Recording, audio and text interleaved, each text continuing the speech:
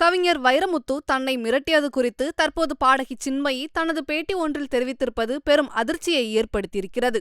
பெண்களுக்கு எதிராக நடக்கப்படும் அநியாயங்கள் மீ-டூ மூலம் வெளியாகி வந்த சமயத்தில் பாடகி சின்மயி வைரமுத்து மீது பாலியல் புகார் ஒன்றை கூறி ஒட்டுமொத்த தமிழ் சினிமாவையும் திரும்பி பார்க்க வைத்தார்.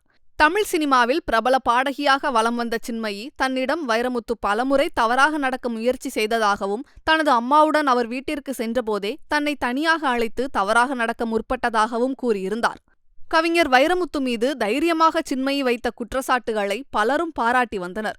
தற்போது இவர் சமூக வலைதளங்களில் பெண்களுக்கு எதிராக நடைபெறும் குற்றங்களுக்கு எதிராக குரல் கொடுத்து வருகிறார்.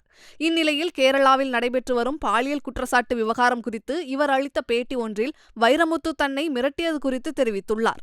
அதில் தன்னிடம் தவறாக நடந்த பிறகுதான் வைரமுத்துவுடன் எந்த நிகழ்ச்சியிலும் கலந்து கொள்ள மாட்டேன் எனவும், மேலும் அரசு நிகழ்ச்சியில் தன்னை பாடுவதற்கு கட்டாயப்படுத்துவதாகவும், இல்லையென்றால் கலைஞரிடம் சொல்லிவிடுவேன் என வைரமுத்து மிரட்டியதாகவும் அவர் தெரிவித்துள்ளார். மேலும் இதுபோன்று மிரட்டினால் எங்கள் சாவுக்கு வைரமுத்து காரணம் என கூறி கலைஞர் வீட்டு வாசலில் தீக்குளித்து விடுவோம் என சின்மயி வைரமுத்துவிடம் கூறியதாக தனது பேட்டியில் இந்த சம்பவம் குறித்து தெரிவித்துள்ளார்.